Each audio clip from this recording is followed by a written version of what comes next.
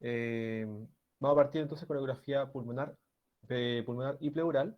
Eh, Va a ser un poquito más abocado a lo que es el protocolo Blue, que es el protocolo más sencillo que existe de ecografía pulmonar y pleural.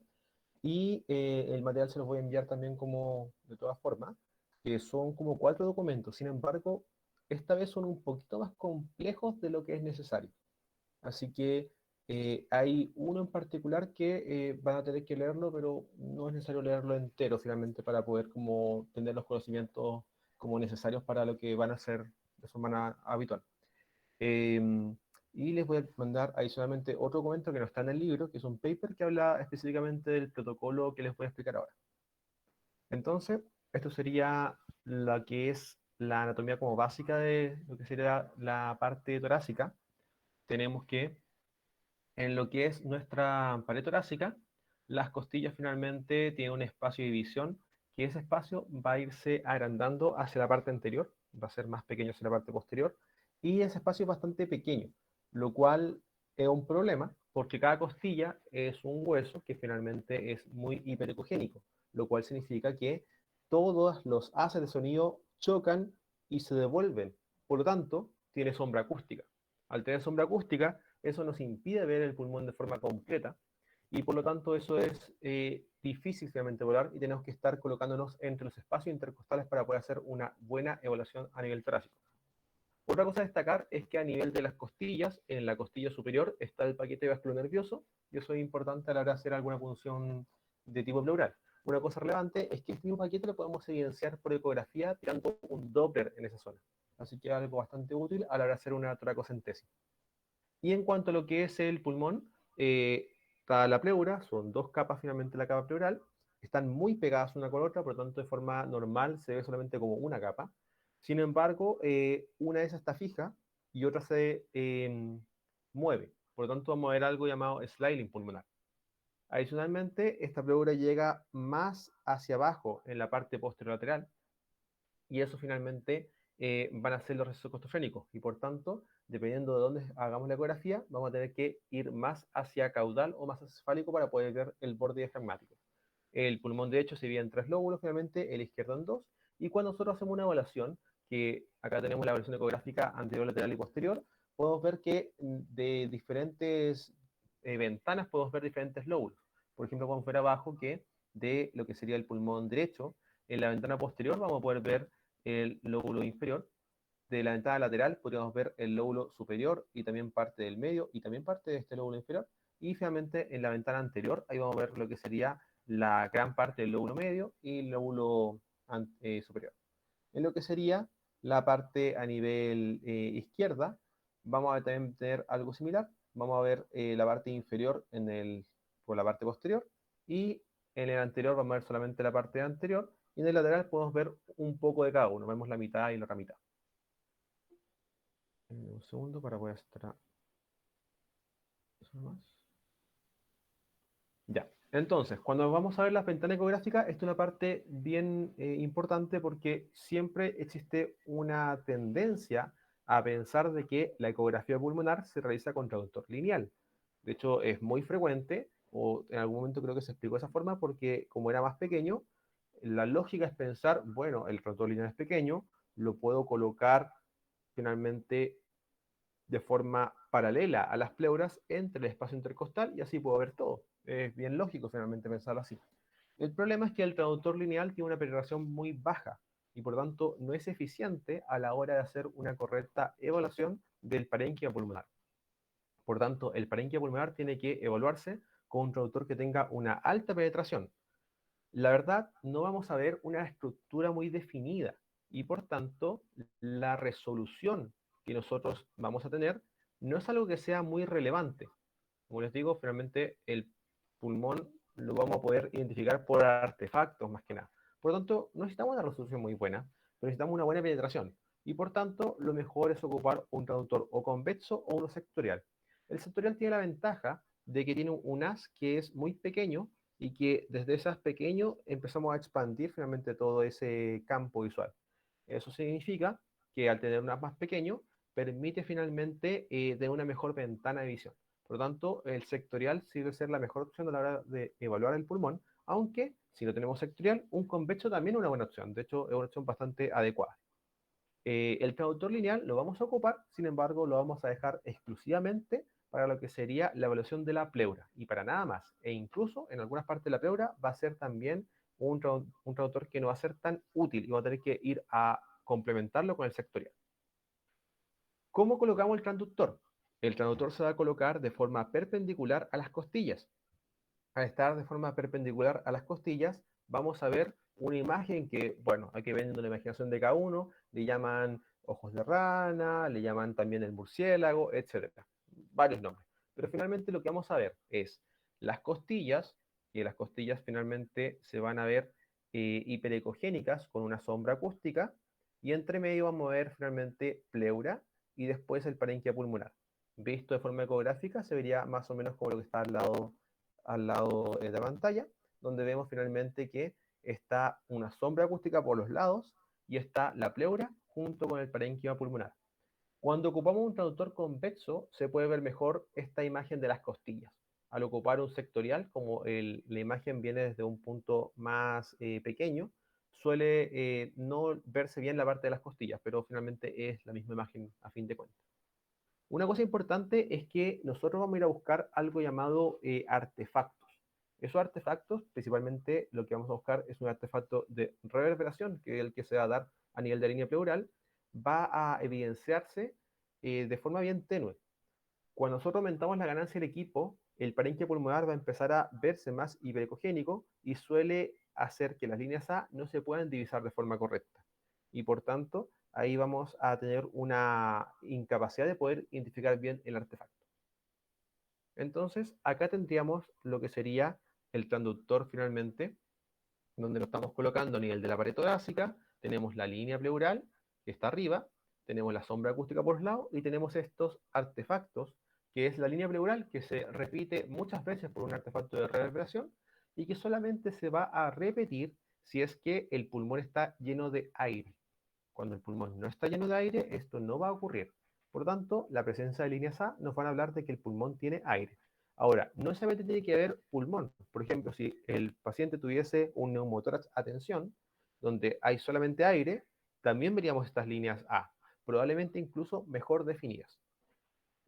Cuando no coloco el traductor de forma correcta, el artefacto no se va a ver bien, porque lo que ocurre es que el artefacto de la línea pleural viaja hacia la pleura y rebota hacia finalmente el traductor, y cierta parte se queda rebotando, por así decirlo. Pero si yo coloco el traductor inclinado, ese rebote no se va a dar, va a chocar la pleura y va a pasar, por así decirlo, del arco y por lo tanto no voy a ver finalmente la línea pleural, a lo más voy a ver una que otra línea. Entonces vamos a ver algo como lo que se ve al lado donde está la parte roja de la pantalla, o naranjo, que vemos que solamente hay una línea. Y este es el mismo paciente, solamente que en uno se colocó el traductor de forma adecuada y en el otro está de una forma inclinada. Ahora, ¿qué pasa cuando yo subo mucho la ganancia? Va a pasar que el aumento de la ganancia a nivel del parénquima pulmonar va a enmascarar a las líneas A y por lo tanto no las voy a poder divisar de forma correcta. Entonces una cosa también importante es colocar el traductor en la mínima ganancia y así vamos a poder ver los artefactos de forma adecuada. Ahora, una vez que sabemos colocar el transductor, hay que saber en dónde colocarlo. Entonces vamos a tener que hay diferentes abordajes. Hay algunos protocolos más simplificados y unos protocolos que son un poquito más complejos. Los protocolos más simplificados son, por ejemplo, el de una ventana anterior, una ventana lateral y una ventana posterior. En ese protocolo, lo que estamos finalmente viendo es son el pulmón en cada uno de los lóbulos. O sea, vamos a hacer una evaluación por lóbulos, por así decirlo, para que no se escape alguna cosa en algún lóbulo específico. Pero no hacemos una evaluación como tan completa del pulmón, hay partes que, no se, que se nos quedan fuera finalmente, pero suele ser suficiente a la hora de hacer un diagnóstico. Por ejemplo, si tenemos un neumotórax, se va a ir hacia arriba, así que probablemente cuando hagamos la evaluación anterior lo vamos a ver. Si queremos ver una neumonía, por ejemplo, es bien frecuente que se vean en la parte posterior, por lo tanto, con la parte posterior finalmente va a ser suficiente generalmente. Los órganos pleurales también van para allá. En la parte lateral estamos viendo el lóbulo medio, así que no se nos escapa en esa parte. Esto en general nos permite hacer una evaluación diagnóstica adecuada. Ahora, si aplicación, vamos a tener que ocupar un protocolo mucho más extenso. Aquí hay algunos protocolos donde hay varias ventanas. Un protocolo bien famoso que ocupa esto es el protocolo LUST, y lo que hace finalmente es, a partir de estas ventanas, hacer una cuantificación de la cantidad de agua que tiene el paciente. También lo vamos a explicar cuando veamos la parte de cuantificación hemodinámica, que es un poco más adelante. Sin embargo, no es una técnica que sea tan fácil de emplear, y probablemente es algo que va más de cara a una persona mucho más experimentada en el ecógrafo e incluso para un radiólogo. Por lo tanto, lo que generalmente nosotros vamos a hacer es quedarnos con las ventanas básicas del protocolo diagnóstico. Aquí está un poquito lo que se ocuparía en pacientes COVID, por ejemplo. Una cosa importante es que si bien en pacientes COVID vamos a hacer algo tanto diagnóstico como seguimiento, cuando hablamos de patología intersticial, que puede estar en muchas partes, se nos queda un poquito corto el abordaje clásico. Por lo tanto, en patología intersticial, por ejemplo, si queremos hacer un seguimiento a un paciente con una EPD, una enfermedad pulmonar difusa, probablemente un protocolo diagnóstico no va a ser suficiente, y vamos a tener que hacer un protocolo ampliado finalmente con todas las ventanas, que sería más o menos este. Ahora, en cuanto a lo que es la pleura y el diafragma, la pleura en general se puede ver muy bien con el traductor lineal. Sin embargo, como les dije, a veces este se queda corta en algunos casos. Por ejemplo, cuando hay un derrame pleural, la cuantificación del derrame o la evaluación completa del borde finalmente visceral va a ser muy difícil con el traductor lineal. Por lo tanto, ahí tenemos que ir nuevamente al traductor sectorial. Entonces, el traductor lineal va a servir cuando las pleuras están bien juntas, nos va a permitir finalmente hacer una cuantificación de la pleura, y nos va a permitir ver también, por ejemplo, los vasos. Podemos tirar un Doppler y poder ver los vasos que están a nivel de las costillas. Pero el traductor sectorial va a ser útil en lo que sería la evaluación finalmente de derrames, del receso costofrénico. También nos va a permitir ver de forma adecuada lo que sería el diafragma.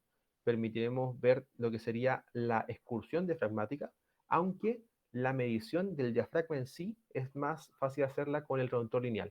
Por lo tanto, algunos protocolos que son de UCI, porque finalmente, bueno, no tan de UCI, pero son de una evaluación de capacidad muscular diafragmática en el contexto de una falta de fuelle, que se puede ver, por ejemplo, en un paciente que tiene una insuficiencia respiratoria porque tiene algún tipo de atrofia muscular o algún tipo de enfermedad neuromuscular que genera atrofia diafragmática, o más frecuente, que es lo que generalmente se ve en el hospital, es verlo en un paciente que estuvo con ventilación mecánica invasiva prolongada y tiene una atrofia diafragmática finalmente por desuso. En esos pacientes uno puede hacer una cuantificación del diafragma, y a partir de eso se puede determinar finalmente el riesgo que el paciente tiene de quedarse, de tener un fracaso de la extubación debido a la atrofia diafragmática. Pero es un tema un poquito más de uso, así que por eso no voy a abundar tanto detalle en eso. Solamente para que sepan que se puede hacer esa medición. Entonces, acá tenemos la primera cosa, ya viendo ya de cosas generales. Esto sería una evaluación de una pleura. Entonces, tenemos acá una costilla, tenemos acá otra costilla, acá cambiamos a un traductor convexo, estábamos acá en lo que sería un traductor lineal, acá estamos viendo mejor lo que sería la pleura, aquí en el convexo vamos a ver mejor lo que sería probablemente el parénquima, aunque una cosa importante es que para poder ver el parénquima bien tengo que hacer un zoom mucho más profundo, como el que se está haciendo acá. En cambio, con este zoom, lo más probable es que igual solamente me sirva para ver pleura. Pero una cosa interesante es que si no tengo traductor lineal, si se dan cuenta, la pleura se ve tanto en el lineal como el convexo. Por lo tanto, la verdad es que el traductor lineal es útil. Sin embargo, la verdad es que con un traductor convexo o uno sectorial generalmente es suficiente. Ahora, en el sectorial a veces la pleura se me queda un poquito con dificultad la visualización, pero uno sigue pudiendo verla bastante bien. Entonces, una cosa que quiero que vean acá es que la pleura que está arriba es la pleura que es la de tipo parietal. Esa pleura no se va a evidenciar su movimiento, está quieta, y la que se mueve es la pleura que está adosada al pulmón, la pleura de tipo visceral. Y esa pleura que está acá no se ve, porque como están pegadas, se ve como una pura zona, va a dar una sensación de deslizamiento. Esa sensación se llama deslizamiento pleural o sliding pleural. Y habla, que se puede ver también acá, de que el paciente tiene las pleuras que se están tocando. Es una primera cosa que uno obtiene al saber que hay sliding pleural. Y la segunda cosa es que esa pleura que se están tocando se está moviendo finalmente el pulmón junto con ella. Entonces podemos saber que el paciente está ventilando y que tiene las dos pleuras que se están tocando. Por lo tanto, podríamos, encontrando el slyling pulmonar, decir que el paciente no tiene algo entre las pleuras. Para decir, no tiene ni agua, ni no tiene ni aire. Ahora, en esa zona que estamos volando, por ejemplo, podría ser que en alguna parte no tenga slyling, pero otra parte no tenga. Entonces, realmente hay que hacer una evaluación completa de todos los puntos para poder llegar a esa conclusión. Ya, entonces ahí tenemos lo que sería el slyling pulmonar. Adicionalmente, en lo que es pleura, yo puedo tirar una línea recta. Esa línea recta la hago con modo M. Y lo que va a pasar es que la parte de arriba, que es es el tejido blando, es un tejido que no se mueve, está ahí quieto. Por lo tanto, como está quieto, si yo un punto quieto lo movilizo en el tiempo, o sea, lo observo en el tiempo, se queda en el mismo lugar. Y como se queda en el mismo lugar, al movilizarlo en el tiempo, yo voy a mirar una línea recta, que es lo que se puede ver acá arriba, que son estas líneas rectas. Estas líneas rectas son el parénquima, perdón, el tejido blando que no se moviliza. Pero el pulmón es un tejido que se moviliza. Y al ser un tejido que se moviliza, no voy a poder pillar el mismo punto en el espacio. Este punto se va a ir moviendo. Entonces, al irse moviendo, cuando yo lo siga en un modo M, lo que voy a ver es este signo como de, puedes decirlo, arena. Y esto se asemeja a lo que sería una playa, se llama signo de la playa. Y finalmente nos habla de que el pulmón está sano, va a decir que tiene un pulmón que se mueve y que tiene finalmente arriba un tejido que no se mueve, que sería finalmente la parte de las partes blandas. Ya, aquí acabamos de terminar todo lo que sería generalidades de ecografía pulmonar. ¿Hay alguna duda hasta ahí?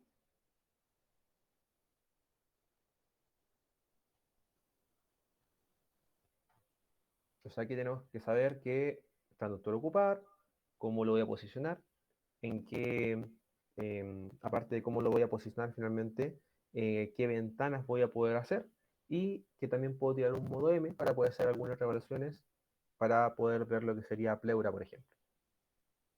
Ya, entonces, esto es lo que pasa cuando nosotros vemos finalmente un pulmón que se mueve.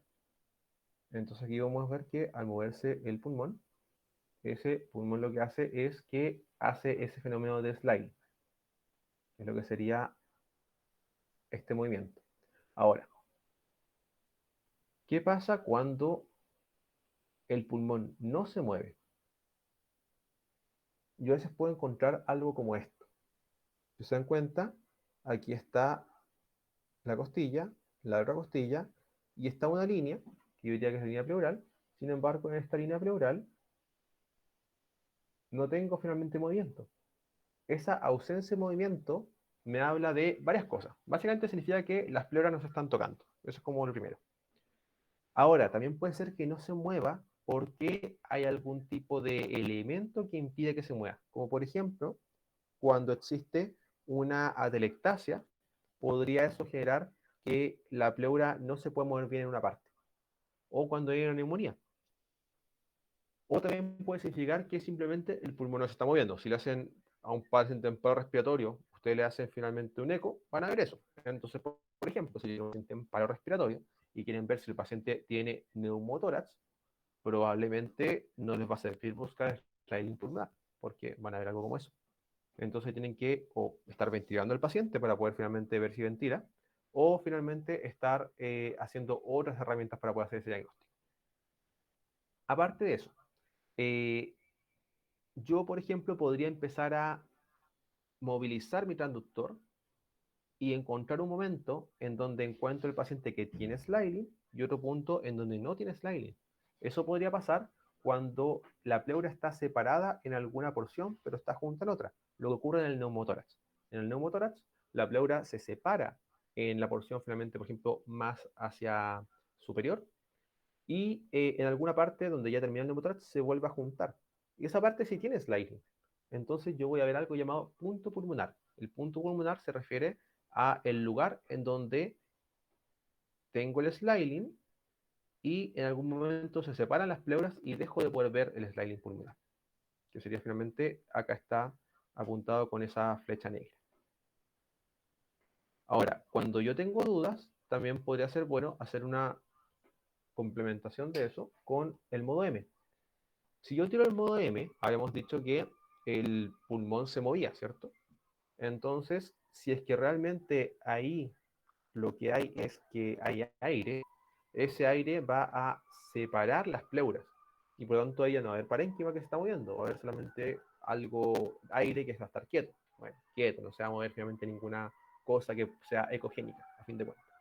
Entonces, eso va a causar que los puntos, si los traslado de forma temporal, van a causar un efecto de líneas rectas. Y este efecto de líneas rectas es lo que se le llama signo del código de barras, que es lo que pueden ver acá abajo. Esto es bastante útil finalmente porque incluso a veces puedo ver algo como esto, que es que tengo signo de código de barras y luego tengo pulmón normal. Entonces aquí también puedo ver de forma de una forma monodimensional, o sea, en modo M, el signo del punto pulmonar, que es lo mismo que habíamos visto antes, pero en modo B. Esto finalmente es patognomónico de neumotórax. Si encuentran eso, es neumotórax sí o sí. Si encuentran solamente la ausencia de Slyling, es cualquier causa que separe las pleuras. Pero ahí no voy a saber exactamente cuál de las causas es. Ahora, si pasamos a parénquima pulmonar y otras cosas, la ecografía pulmonar tiene muchas utilidades. Puedo, por ejemplo, ver neumotórax, que lo acabamos de ver. Acá tengo, por ejemplo, la presencia de punto pulmonar. Acá se puede ver donde va cambiando finalmente el punto pulmonar. Tengo también la presencia de ver fracturas costales. Podría haber consolidación, derrames pleurales, que puede ver si está complicado o no. La ecografía, de hecho, es el examen imagenológico más específico para el diagnóstico de empiema. Puedo ver también algunas cosas como por ejemplo una telectasia, masas pulmonares, etcétera. Sin embargo, muchos de estos diagnósticos son más de resorte del especialista en radiología. Por lo tanto, nosotros vamos a centrarnos en unas cosas que son más sencillas, como por ejemplo lo que sería ver líneas B. Las líneas B hablan de agua, de congestión, y son muy simples de ver.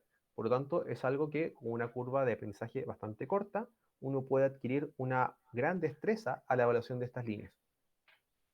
Las líneas B finalmente se van a presentar cuando hay una acumulación de líquido en los septos interlobillares. Eso va a causar que esa zona se vuelva ecogénica y empieza a generar una transmisión que va a ser una imagen lineal. La verdad es que no es que el agua esté totalmente lineal, sin embargo, da un artefacto también en donde eso se transmite de forma lineal, también por reverberación. Entonces vamos a ver unas imágenes que van a ir desde la pleura hasta el fondo. Eso es lo típico de las líneas B. Ahora, hay otras cosas que se pueden confundir con líneas B, y es por eso que cuando hablamos de líneas B tenemos algunos tipos de criterios, que sean estos cuatro. Para que sea una línea B, estas deben ser hiperecogénicas y deben ser verticales. Lo otro importante es que deben venir desde la línea pleural. Si vienen desde arriba de la línea pleural, entonces eso probablemente no es una línea B. Y si vienen desde abajo, o sea que esta línea pleural, hay espacio y luego vienen estas líneas, también eso puede ser señal de otra cosa. A veces algunos cuadros como enfisemas pueden generar algunos tipos de artefactos que se llaman líneas E, también tenemos unas líneas Z, que pueden ser confundibles con líneas B. Pero la diferencia es que no cumplen estos criterios, no parten desde la pleura, parten desde otro punto. Lo que es importante es que las líneas B son generadas por los septum de los lóbulos. Como el pulmón se mueve, las líneas B también se mueven. Por tanto, las líneas B deben deslizarse junto con el sliding pulmonar. Y lo otro es que son un artefacto de reverberación que llega hasta el fondo. Por tanto, se van a extender hasta el final de la pantalla. Si es que no se extiende hasta el final, tampoco se considera como una línea B. Entonces, una vez que tengamos esto, línea hiperecogénica que inicia desde la pleura, que se transmite hacia el borde de la pantalla y que se mueve junto con el sliding pulmonar, yo digo, bueno, esto es una línea B. Ahora, hay que saber también que las fisuras, finalmente, o sea, las fisuras, finalmente, de los lóbulos pulmonares pueden dar un artefacto igual a línea B, pero como es una proceso, va a dar generalmente una línea B. Por lo tanto, vamos a definir presencia de líneas B como el hallazgo de 3 o más líneas B. Si tengo eso, ahí recién puedo decir, ya, este paciente tiene líneas B en la ecografía. Adicional a eso, yo puedo decir el número de líneas B. Puedo decir tiene 3, tiene 4, tiene 5, tiene 10. O también puedo ver cuando las líneas B de repente se ponen más gruesas. Hay algunos scores que han definido si tienen más de tal grosor, pero la verdad es que son poco prácticos. Por lo tanto, no se suelen ocupar. El protocolo Luz ocupa un poquito esto de forma un poco simplificada. Pero la verdad es que lo más práctico es decir, tiene líneas B, tiene 3, 4, 5, 10, o ya cuando tenemos finalmente líneas B gruesas, como esa, ahí ya podríamos decir que tiene presencia de líneas B abundantes, por ejemplo. Aquí vamos a ver, por ejemplo, un ejemplo. Este es un paciente que tiene líneas B, que se ven así. Parten desde la pleura, son hiperecogénicas, llegan hasta el borde de la pantalla y lo importante es que se movilizan junto con el pulmón. Eso es una línea B. Acá tenemos varias líneas B. Se dan cuenta, por lo menos acá se ven alrededor de 7 probablemente. Y cuando ya la congestión es mucho más importante, puede pasar un efecto como este, que las líneas B se vuelven tan hiperecogénicas que se empiezan a juntar y dan este artefacto de un pulmón hiperecogénico. Pero aún así, se puede distinguir un poco que son líneas B, ¿se dan cuenta? Ya, eso sería líneas B. Ahí hablamos de pulmones que están congestivos. Una cosa importante, la presencia de líneas B hace que se eliminen las líneas A. Por lo tanto, podemos tener líneas B o líneas A, pero no ambas. Bueno, al menos no ambas en la misma ventana.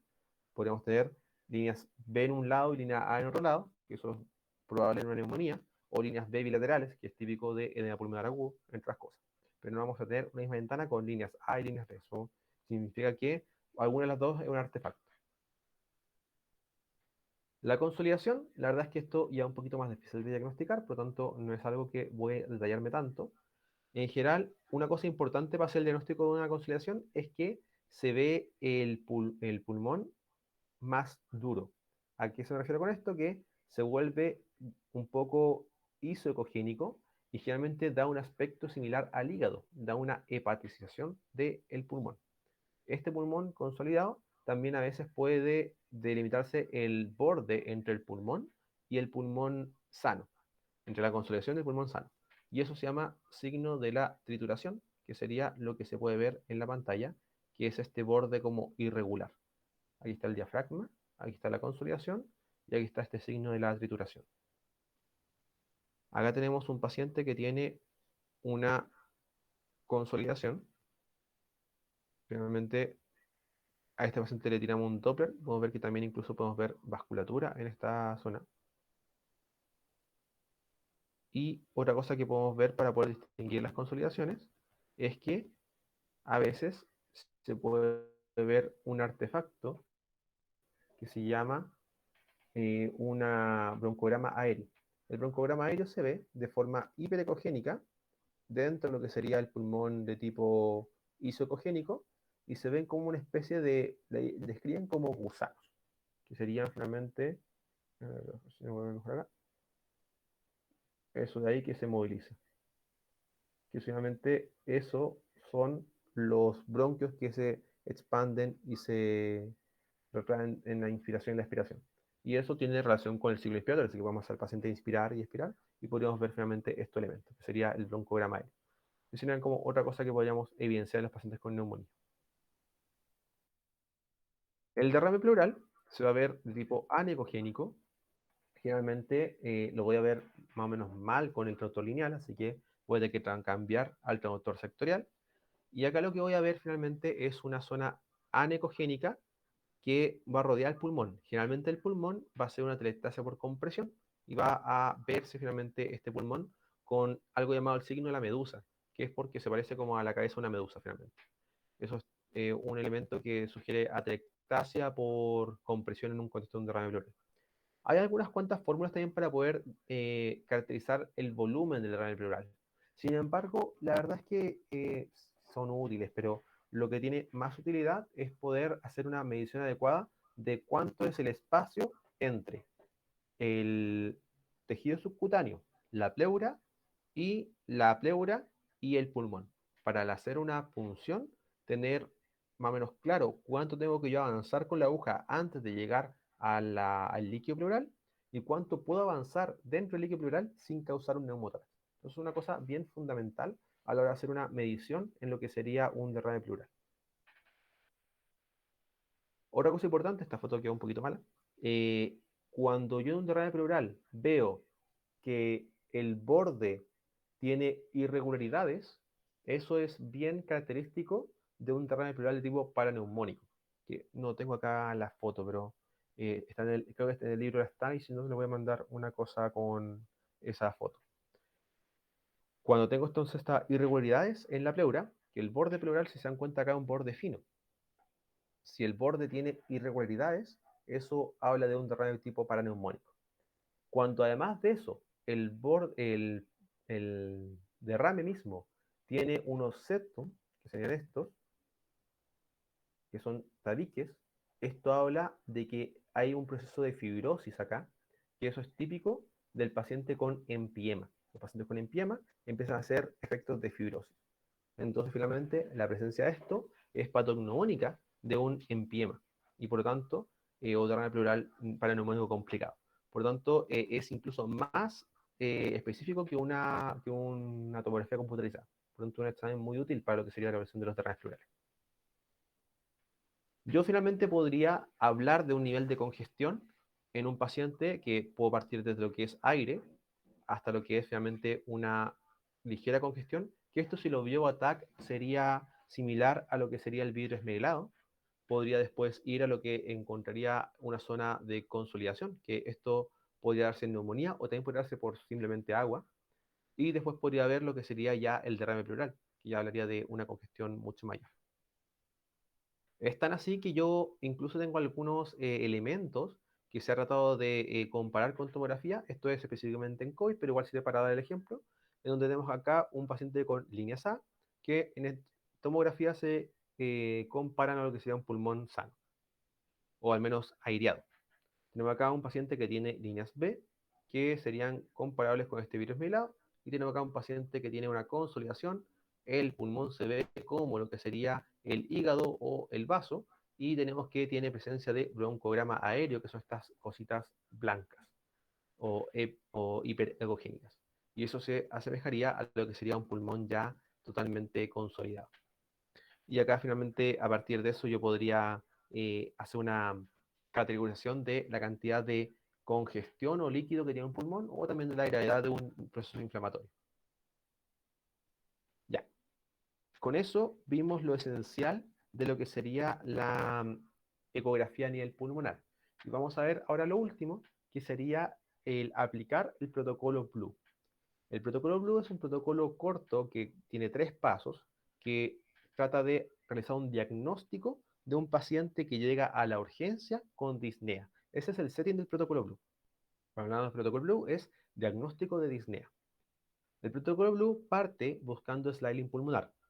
En el sliding, finalmente vamos a ver si el paciente tiene sliding, no tiene sliding, y luego de eso vamos a ir a buscar líneas A y líneas B.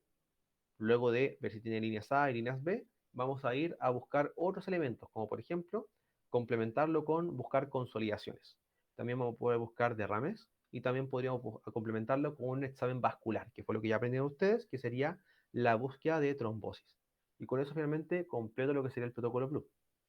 Cuando yo tengo un paciente que está dentro de lo que sería el algoritmo del protocolo Blue, sacando el COVID de un lado, en un paciente que ya con disnea, lo que yo voy a encontrar es que el protocolo Blue tiene una sensibilidad y especificidad bastante buena, con valores predictivos positivos y negativos muy buenos para edema pulmonar, para neumonía, también para neumotórax y también para TEP. Ahora, se queda corto en el diagnóstico de patología obstructiva, que es evidente, porque este paciente se va a evidenciar como un protocolo lleno de aire, o sea, puras líneas A. Y eso finalmente también puede ser evidenciado en otro tipo de enfermedad. Por lo tanto, en cuanto a lo que sería un paciente con epocasma, ahí el protocolo no va a ser tan bueno haciendo ese diagnóstico.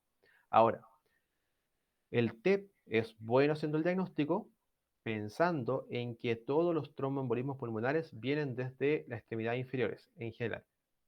Pero con el COVID de un lado, hay trombosis arterial pulmonar de origen primario, o sea, no embólico. No es un tromboembolismo, es una trombosis pulmonar simplemente. Y eso finalmente se da probablemente por el daño a nivel endotelial que ocurre a nivel del mismo vaso. Por tanto, en ese caso, el protocolo ya no es efectivo porque no estamos volando finalmente las arterias pulmonares, estamos hablando lo que sería el origen. Por lo tanto, aquí eso se queda un poquito de lado. Y ya con el COVID también de un lado, el edema pulmonar cardiogénico se ve igual que el paciente con COVID en general, ligeramente diferente porque el pulmonar cardiogénico es un poquito más simétrico, pero a fin de cuentas es bastante similar. Y por tanto también aquí nos quedamos un poquito como cortos con el diagnóstico. Por lo tanto, metiendo COVID en juego, esto puede que se nos escape un poco.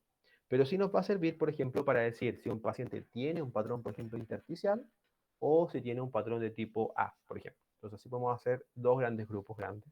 Y también nos va a servir mucho para lo que sea neumotórax, que eso por el COVID no va a cambiar, así que también va a ser bastante útil en ese sentido. El protocolo Blue ocupa 3 puntos, que sería similar a las típicas ventanas diagnósticas de la ecografía pulmonar. Tenemos que la forma de recordar dónde están los puntos se hace a partir de usar las dos manos. Colocamos una mano en el borde a nivel de la clavícula, los dedos están a nivel del esternón, y la otra mano lo que vamos a hacer es que va a pasar por debajo, van a juntarse los dos, no es canto, la parte interna o externa de la mano, esta parte, la parte que está finalmente hacia el pulgar. Y lo que vamos a hacer es que el pulgar de la mano finalmente que va a ir por debajo va a quedar por encima finalmente de la mano que va a ir por arriba, y el pulgar de la mano que va por arriba va a ir por debajo de la mano que va por debajo. Esto va a causar que vamos a colocar la mano en el tórax del paciente, y el lugar que va a estar en donde está mi pulgar sobre la mano superior, va a decir, va a quedar más o menos a la mitad de la mano. Ese lugar va a ser el llamado punto blue superior. El pulgar que va a quedar en la otra mano, que va a quedar más o menos como en la mitad de la otra mano, va a ser el llamado punto blue inferior, que más o menos son el punto blue superior, más o menos línea media clavicular, segundo espacio intercostal aproximadamente, y el punto blue inferior es más o menos línea medio clavicular, dando un poquito hacia axilar anterior, a nivel de cuarto o quinto espacio. Por lo tanto, es más o menos similar a lo que hemos visto en la otra ventana.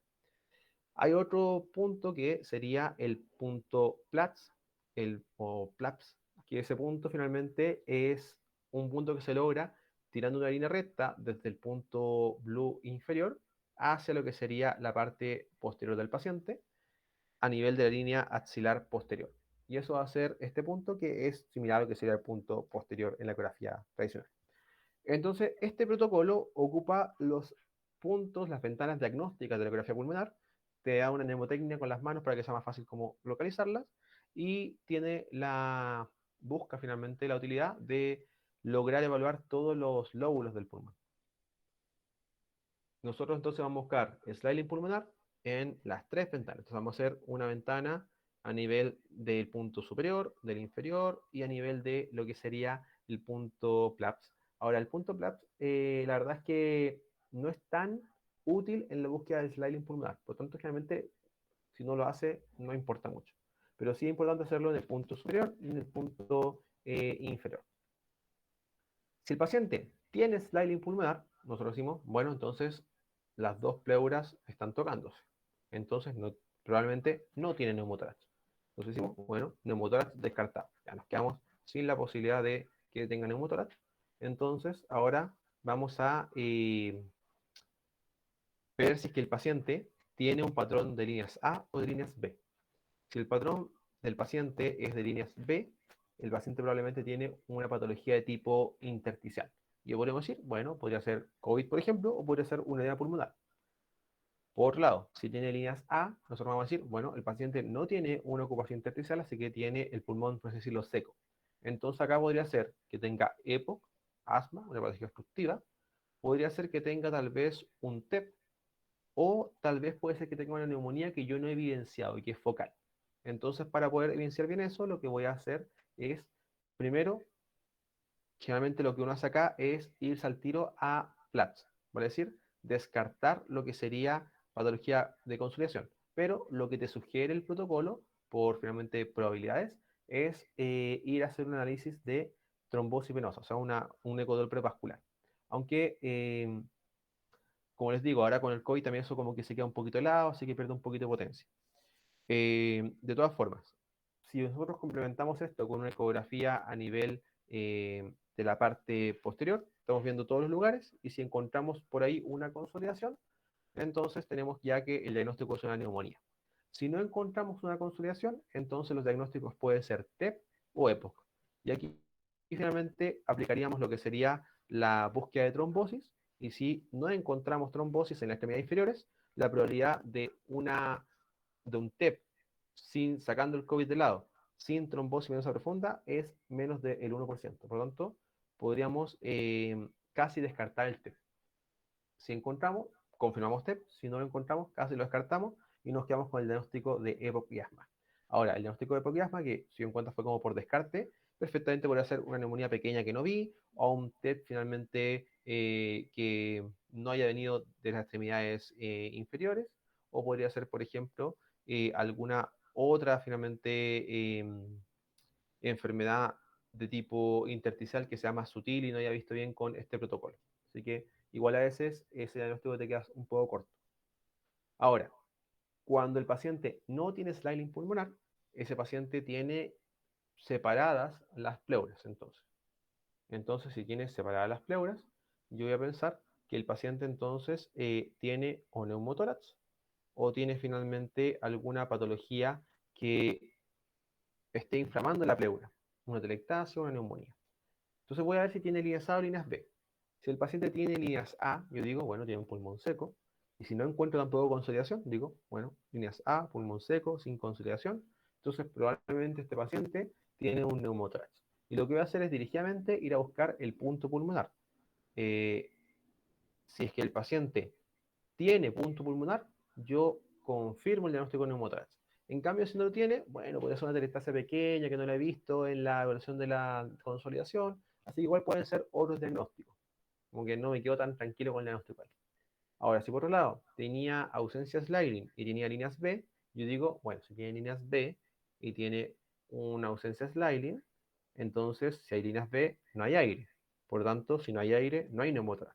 Entonces descarto el neumotórax. Entonces yo digo, bueno, entonces, ¿por qué tiene líneas B? Y ahí la probabilidad es que la pleura esté inflamada y sea una neumonía. Entonces puede ser una neumonía que esté en una fase intersticial, todavía no haya consolidado completamente finalmente.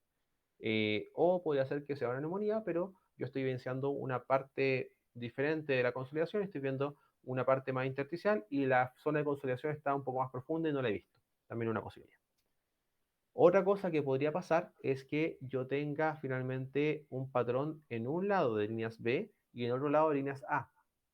Eso también me va a ser altamente sugerente a neumonía. Por ejemplo, en el primer paciente, Sliling positivo, pero te encontramos líneas B en un lado y otro lado totalmente limpio, yo puedo decir, bueno, puede ser un EPA unilateral, sí, altamente improbable, muy poco frecuente. La verdad es que creo que si he escuchado uno, ha sido mucho. Y por lado, si es que tenemos eso, lo más probable, para no pensar en serio, pensar en caballo, es que va a tener un patrón finalmente unilateral que lo más probable es que sea inflamatorio. Entonces podríamos pensar ahí en COVID o podríamos pensar en algún otro tipo de neumonía. Entonces ya con eso concluyo lo que sería el protocolo Blue. Y eso, como les dije, no fue tan largo, hay algunos temas que realmente se me escapan acá, que sería evaluación diafragmática, que sería más de UCI, y tal vez algunos otros elementos de diagnóstico, pero que a nivel de ecografía de pie de cama no son tan fáciles de realizar. Por lo tanto, generalmente, aunque uno lo aprenda, no los llega a aplicar tanto. Una cosa que no les coloqué acá, pero sí se las voy a enviar para que lo lean, es la toracocentesis asistida por eco, que la verdad es que no alcancé a colocarlo en esta presentación, ya igual ya hagamos 30 ya, pero no está tan difícil de leer en el documento, así que es bastante sencillo. Pero eso también va a ser como material complementario de lectura. Hasta ahí, ¿tienen alguna duda?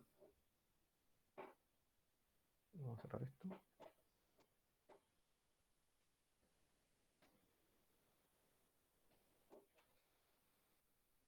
¿Dudas, consultas, disney, angustia?